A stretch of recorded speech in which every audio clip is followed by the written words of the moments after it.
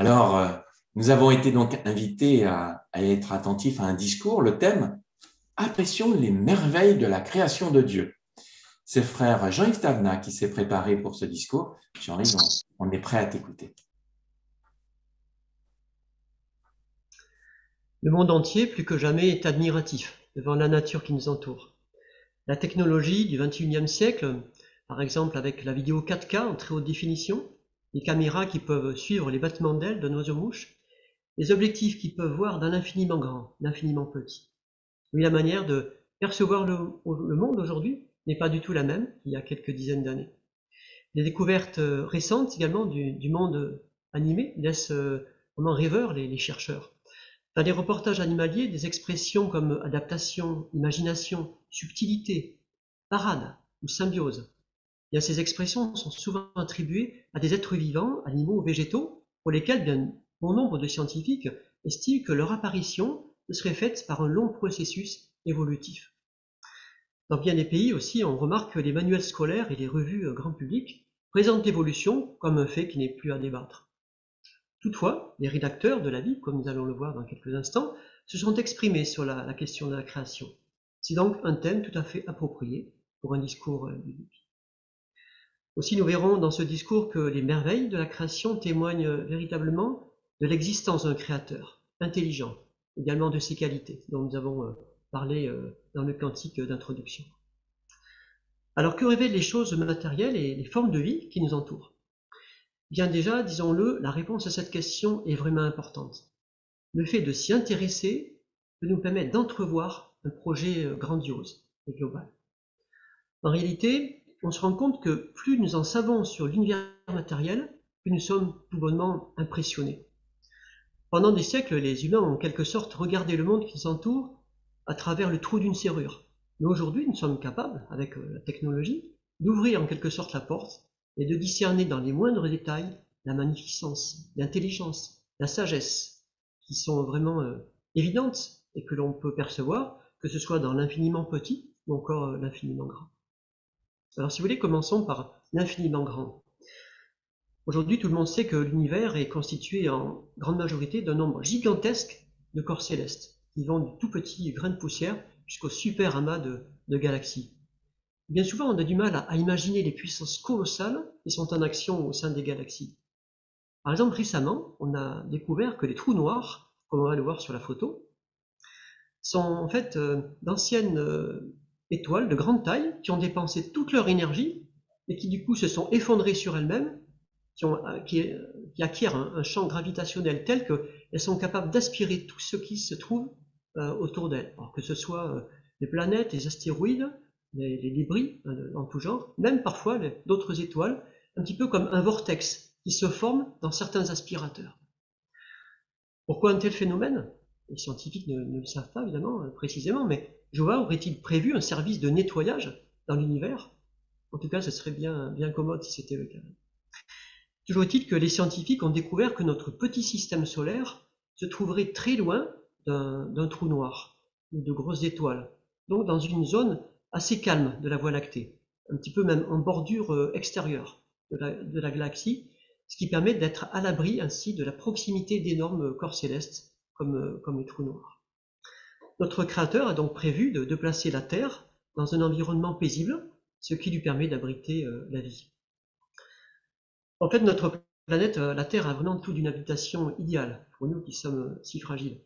Et justement, la fragilité de l'existence de la vie met encore plus en évidence la nécessité d'une puissance intelligente et pleine d'amour du Créateur pour que cette vie non seulement apparaisse, mais également se développe et même persiste.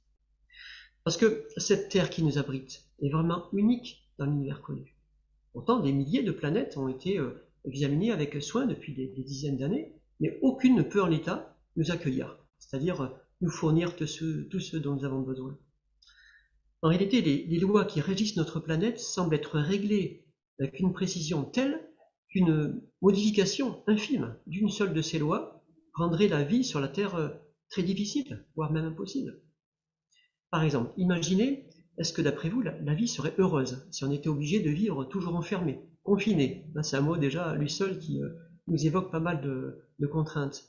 Et tout cela à cause d'un rayonnement cosmique très important parce que peut-être la couche d'ozone serait trop faible, parce que le réglage de l'intensité de la couche d'ozone serait mal fait, ou encore en raison d'une température extérieure très chaude, comme ça se passe dans certaines régions de plus en plus maintenant, ou encore toujours glaciale, si l'axe de rotation était pas celui qui est celui actuel.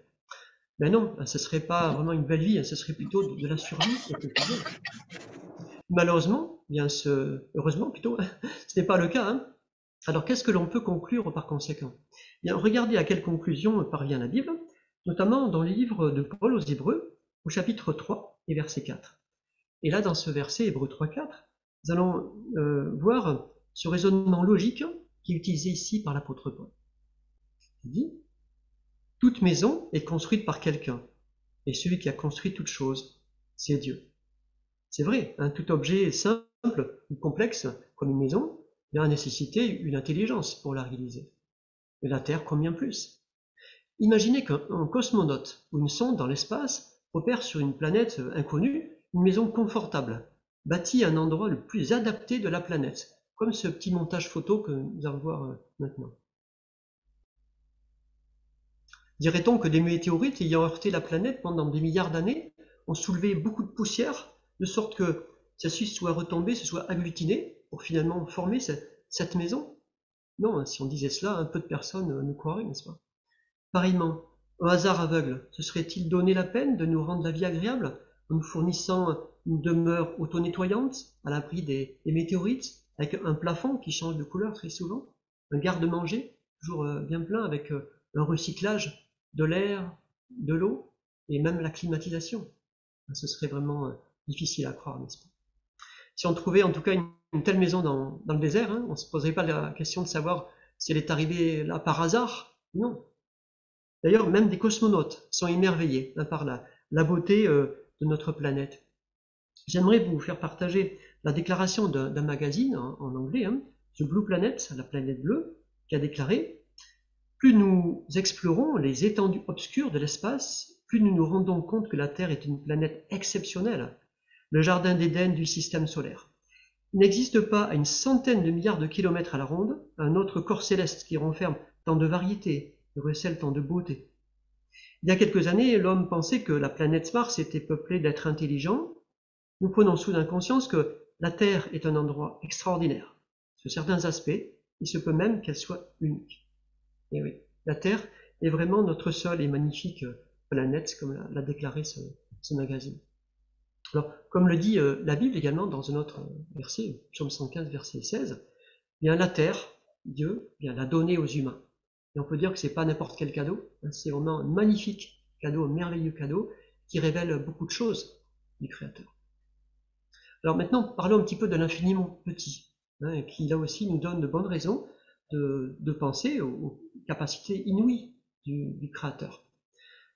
En effet, depuis des dizaines d'années, les humains sont confrontés à la recherche de la miniaturisation des choses. Par exemple, certainement, vous imaginez comment étaient les premiers ordinateurs. Ils prenaient une place énorme, ils pouvaient même servir presque de radiateur, tellement ils chauffaient. Eh bien, d'après un ouvrage spécialisé, il y a 50 ans, l'ordinateur qui a été utilisé pour envoyer l'homme sur la Lune pesait 30 kilos, donc beaucoup plus que l'on note certainement, et pourtant il était des dizaines de milliers de fois moins puissant qu'un smartphone que nous avons tous les jours, que nous utilisons tous les jours. Ainsi, il faut dire que les humains ont fait effectivement de grands progrès en technologie. Mais pour autant, les capacités de miniaturisation des composants modernes aujourd'hui sont-ils comparables au corps humain? Eh bien, c'est loin d'être le cas. Regardez cette déclaration d'un professeur en informatique et en biologie moléculaire. Il a fait remarquer que 1 gramme d'ADN sec occupe un volume de 1 cm3 environ. Donc c'est un petit peu plus petit que ce dé à jouer. Et pourtant, il stocke autant d'informations qu'un millier de milliards de disques compacts. Alors là, c'était il y a quelques années, cette déclaration. Donc on dirait aujourd'hui des dizaines de milliards de cartes mémoire, comme celle-ci, qui sont relativement grosses néanmoins. Donc c'est vraiment tout à fait extraordinaire, n'est-ce pas?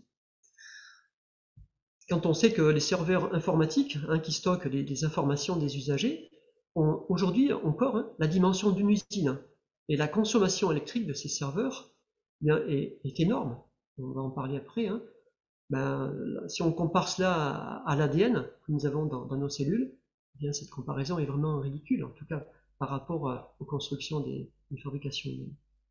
D'ailleurs, un autre journal, par rapport à cela, un journal américain également, Economy, il a titré l'un de ses numéros en déclarant ce qui suit: les data centers, hein, donc c'est donc les usines de traitement, de récupération de toutes les données des usagers, projettent autant de CO2, donc de gaz carbonique, que les avions en 2020. Vous vous rendez compte, hein? Étonnant, hein? Et de rajouter: un petit clic pour effectuer une recherche sur Internet consomme en bout de chaîne autant d'électricité qu'une ampoule pendant 1 heure. Incroyable, n'est-ce pas? Qui aurait dit ça, hein? Alors, en comparaison, hein, on peut dire que les molécules d'ADN présentes dans nos cellules, dans toutes les cellules hein, vivantes, sont beaucoup plus petites, beaucoup plus efficaces, beaucoup plus propres et consomment beaucoup moins d'énergie que les systèmes informatiques.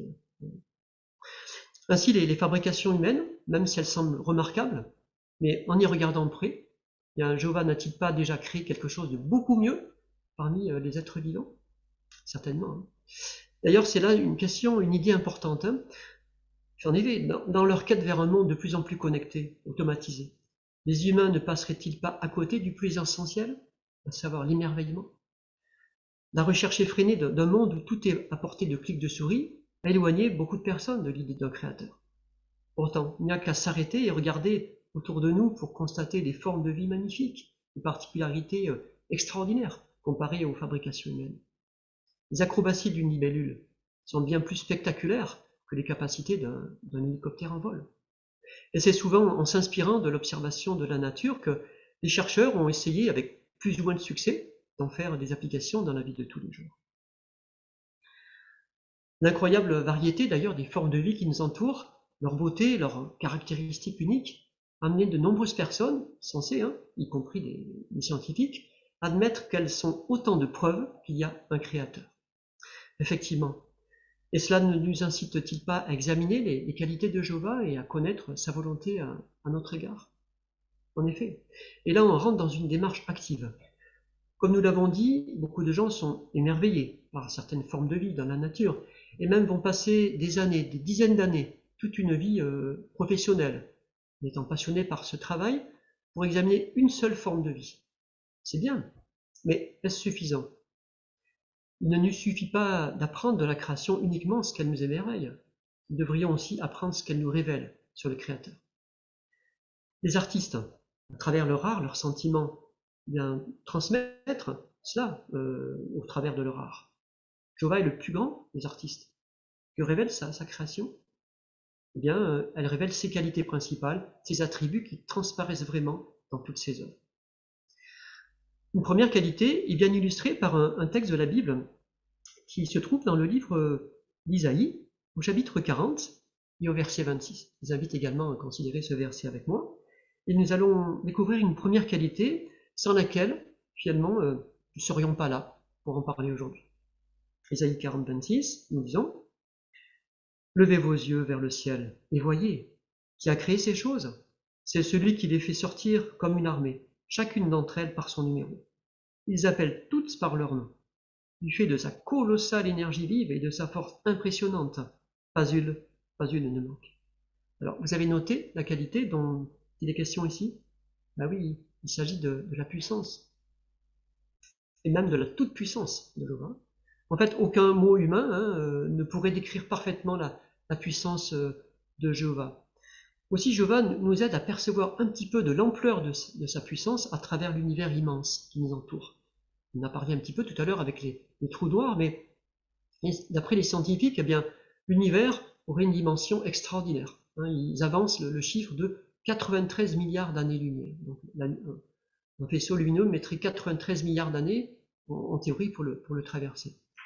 Mais ces mêmes scientifiques disent que l'univers aurait que 14 milliards d'années, entre guillemets, ce qui nous interpelle sur les forces à l'œuvre lors de sa création. Comment des particules qui, en théorie, ne peuvent pas aller plus loin que la vitesse de la lumière, ont-elles fait pour être déjà si loin? Ça, c'est vraiment à nous donner le tournis.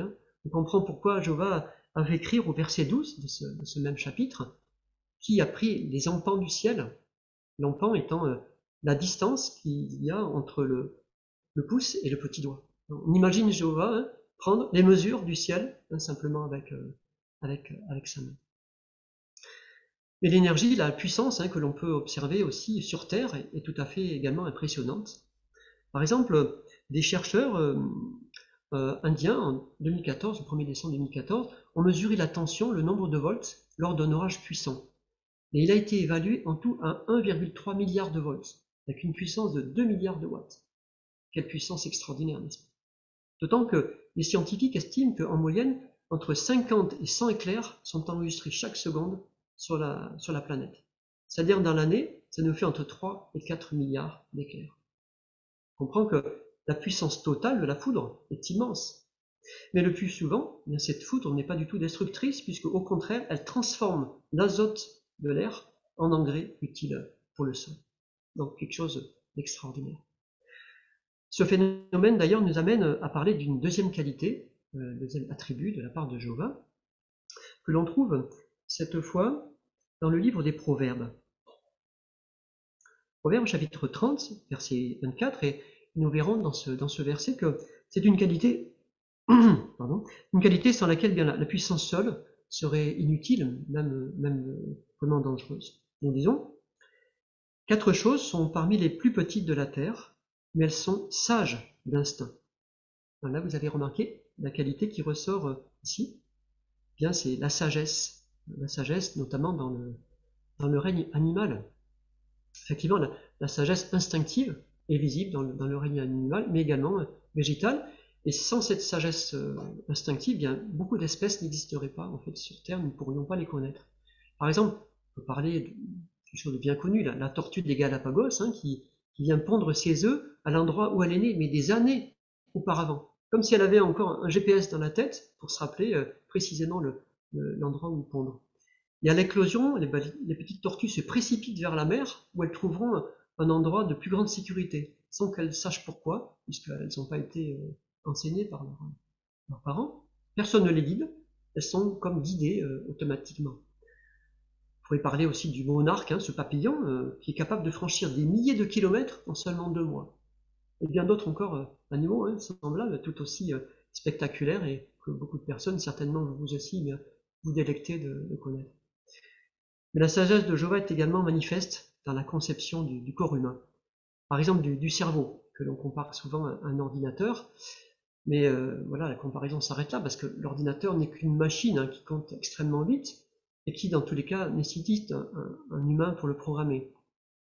Un ouvrage sur l'intelligence artificielle, à ce propos d'ailleurs, avait déclaré, je cite, nous sommes à des années-lumière d'approcher les performances des facultés supérieures du cerveau, comme la planification, la conception, la créativité, la conscience du sens du jugement, le sens critique, les qualités comme l'empathie, l'esprit de sacrifice. Oui, la sagesse de Jéhovah est sans pareil, n'est-ce pas? Et les humains sont loin de pouvoir l'égaler par des fabrications humaines. Parlons à présent d'une troisième qualité tout aussi intéressante qui émane de la personne de Jéhovah. C'est celle que l'on trouve en Deutéronome, au chapitre 32 et au verset 4. Et vous constaterez effectivement que cette qualité fait souvent défaut dans le monde actuel. Beaucoup de personnes se plaignent de ce manque de cette qualité. Alors il est dit en Deutéronome 32, 4, le rocher, c'est-à-dire Jéhovah, parfaite est son action, car toutes ses manières d'agir sont justes.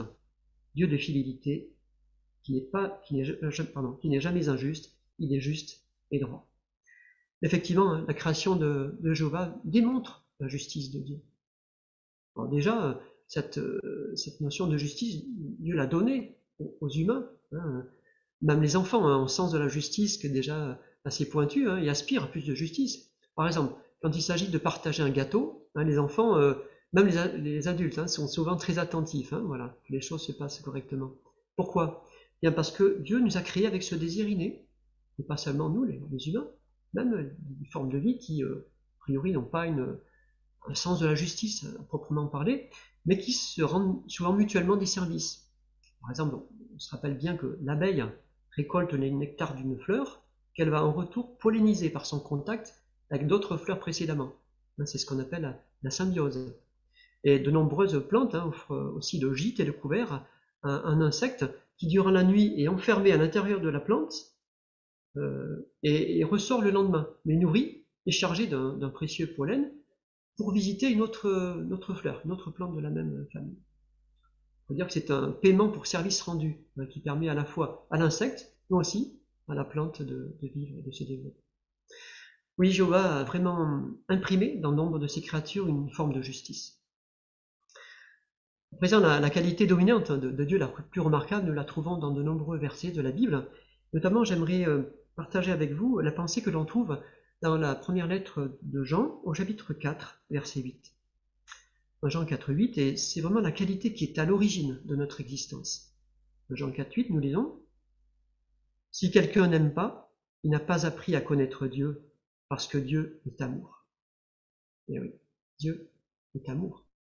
Vous avez noté, il n'est pas dit que Dieu possède de l'amour, ou que Dieu manifeste simplement de l'amour. Non, Dieu est amour, il est la personnification de l'amour. En fait, tout ce que fait Jéhovah, il le fait par amour. Il est amour par nature. Un ouvrage de référence, d'ailleurs, disait que, en fait, cet amour est présent en fait, chez Dieu à un tel point que c'est le moteur de ses actions qui l'a poussé vraiment à nous donner la vie. Pas étonnant que cette qualité soit présente chez ces créatures. Et bien sûr, on pense aux humains, mais également aux animaux qui manifestent d'une certaine manière cet amour dans bien des circonstances. Cet amour transparaît clairement dans l'instinct dont Dieu a doté bon nombre d'animaux terrestres, y compris des oiseaux, pour qu'ils s'occupent par exemple de leurs petits et les protègent. Regardez maintenant cette photo, d'ailleurs. Il s'agit du vanneau d'Afrique. Voilà, certainement que ça vous rappelle une vidéo pour certains d'entre vous. Que se passe-t-il précisément? Il se manifeste bruyamment, ce vanneau, devant un éléphant qui est des milliers de fois plus lourd que lui, pour protéger son nid. Pourquoi? Bien, l'amour que Jéhovah a mis dans le cœur de cet oiseau le pousse à prendre de gros risques pour sauver sa couvée. Et on peut dire que d'une manière générale, les oiseaux couvent leurs œufs pendant plusieurs semaines et après leur éclosion, bien les parents se dépensent sans compter pour nourrir les oiseaux jusqu'à ce qu'ils soient capables de voler. Ainsi, il y a de nombreux exemples dans le règne animal qui vont dans le même sens. Dieu est amour et il a transmis à sa création. Donc on a parlé de la puissance, la sagesse, la justice, mais aussi l'amour qui sont manifestes dans la création qui nous entoure. Et c'est normal. Ces quatre qualités sont un petit peu l'empreinte infalsifiable qui atteste que c'est lui notre créateur, et non pas quelques hasardeux, mystérieux processus évolutifs. Les humains n'ont réussi, quant à eux, à fabriquer que des pâles reproductions en matériaux inertes et sans vie, qui sont très très loin encore d'égaliser les originaux. Nous avons vu aussi que la création témoigne non seulement de l'existence de Dieu, mais aussi que nous avons tout lieu de nous enthousiasmer et d'admirer la création de Jéhovah. Et celle-ci nous apprend aussi de précieuses leçons. Certains écrivains de la Bible étaient de grands observateurs du monde animal. On se rappelle que c'était le cas pour David, c'était le cas pour Salomon, mais pas dans le but de répertorier des espèces avec précision, avec toutes leurs caractéristiques physiologiques, comme le font les biologistes par exemple. Par exemple, voilà ce qu'a déclaré l'un d'entre eux, l'un des rédacteurs, savoir Job, qui a écrit son livre. Au chapitre 12, versets 7 et 8, voici ce qu'il écrit, et notons le lien qu'il fait entre les animaux et la connaissance exacte, vitale. Alors, Job, chapitre 12, versets 7 et 8, il dit « Mais s'il te plaît, interroge les animaux, ils t'instruiront, les oiseaux du ciel, et ils te renseigneront. Ou bien intéresse-toi à la terre, et elle t'instruira, et les poissons de la mer, ils te feront savoir. » Pour Job, effectivement, la création était une véritable source de connaissances. Le mode de vie de certains animaux était pour lui un moyen de tirer de nombreuses leçons pratiques de la vie. Nous pouvons certainement imiter aussi Job en tirant des leçons aussi de ces animaux, de ces plantes qui sont tout autour de nous. Et c'est l'une des raisons pour lesquelles Jéhovah a fait cela. Il a créé toutes ces variétés de formes de vie qui nous entourent et nous émerveillent pour nous rappeler ces belles qualités, du fait que Jéhovah nous enseigne au travers de ces êtres vivants des leçons précieuses pour nous. Comme un père, bien Jéhovah, effectivement, nous enseigne chaque jour au travers de la création aussi variée et complexe. Le mode de vie des espèces qui nous entourent est vraiment un véritable vivier duquel on peut tirer quantité de leçons pratiques pour notre vie. Et sans doute que les parents vont trouver très utile d'utiliser ces formes de vie pour aider ainsi leurs enfants à s'épanouir dans la connaissance de Jéhovah. Alors, prenons quelques exemples, si vous voulez. Je rappelle que Salomon, par exemple, parlait de la fourmi travailleuse qui fait des réserves pour l'hiver. D'ailleurs, il a conseillé après aux paresseux de s'en inspirer. Parlons aussi des quantités de références à des animaux pour leur particularité en les appliquant une qualité à imiter ou un défaut à rejeter. La poule, par exemple, qui protège ses poussins sous ses ailes, comme Jéhovah veut protéger ses serviteurs. Encore, l'aigle qui bâtit son nid sur les hauteurs, qui se déplace sur des colonnes d'air chaud pour symboliser l'aide que Jéhovah peut nous apporter par son Esprit Saint. Le soin que Jéhovah aussi prend des animaux et des fleurs nous apprend à ne pas nous inquiéter pour les choses matérielles, mais à mettre notre confiance en Dieu, qui prend vraiment soin de nous. L'apôtre Paul, quant à lui, on se rappelle, avait parlé du corps humain qui nous rappelle l'unité qui règne parmi les membres de l'Assemblée, en disant que lorsqu'un membre souffre, bien, tous les membres souffrent avec lui. Oui, ne cessons d'admirer les merveilles de la création de Jéhovah dans l'objectif de le louer et d'en tirer des leçons précieuses dans notre vie. Alors rappelons quelques-uns des renseignements que nous avons lus qui nous permettent de voir des choses intéressantes par rapport à la création. Nous avons dit que Jéhovah est tout-puissant, infiniment sage, mais toujours juste, qui fait preuve d'un amour constant, et c'est lui qui nous a donné la vie. En conclusion, bien, ceux qui refusent de voir ces attributs, ces qualités divines dans la création, qui n'adorent pas avec reconnaissance, sont inexcusables. Oui, nous avons tout lieu de nous montrer reconnaissants envers Dieu pour sa création. Vous savez, beaucoup de gens remercient le Dieu de la chance, le hasard, Mère Nature. Ils ne cherchent pas à savoir si Dieu est l'auteur de toutes ces choses belles dont ils profitent. Mais s'ils montraient de la reconnaissance, bien, ça serait beaucoup mieux, n'est-ce pas? Pourtant, beaucoup de scientifiques reconnaissent quand même que les chances de bénéficier d'une telle vie seraient infimes. Ils pensent que la vie sur la Terre est le résultat d'une succession de milliards d'heureux hasards, comme si on faisait un 6, des milliards et des milliards de fois. Ces choses qui sont impossibles à reproduire en laboratoire.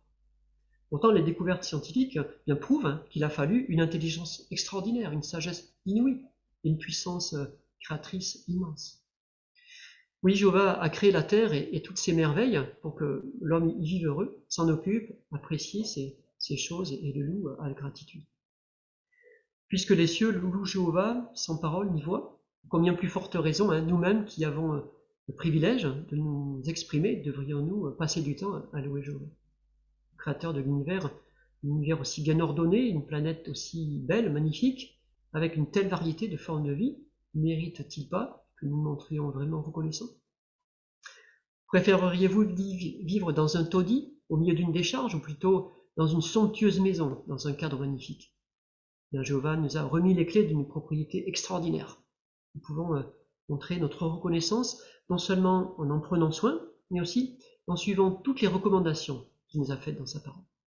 Puisque nous avons la chance d'être dotés du libre arbitre, du libre choix, nous pouvons soit remplir les conditions qu'il nous demande dans sa parole, pour devenir des citoyens éternels de la terre, ou bien laisser Satan nous égarer en cherchant la voie de l'indépendance, avec des informations qui amènent des personnes à croire finalement que toutes ces choses sont apparues par hasard, et finalement bien nous diriger vers une mort définitive. Alors, combien de temps aurons-nous le privilège de vivre et de profiter des merveilles de la création de Jéhovah? Eh bien, c'est à chacun de vous, chacun de nous, d'en décider.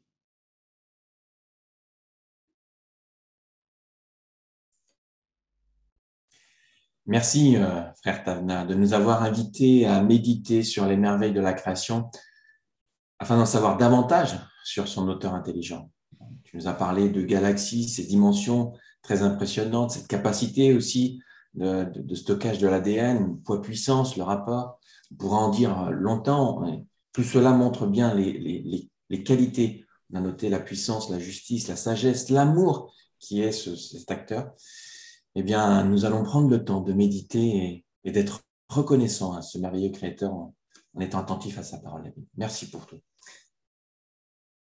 Alors, la semaine prochaine, nous serons invités à suivre un discours qui aura pour thème « Manifester le respect de l'amour dans le mariage ».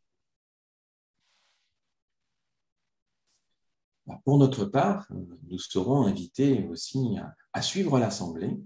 Et donc, chacun des responsables de groupe vous enverra le lien pour suivre l'Assemblée le week-end prochain. Nous allons pouvoir poursuivre notre réunion avec l'étude de la tour de garde. Nous laisserons la place à frère Jean-Louis Arignas pour cette étude.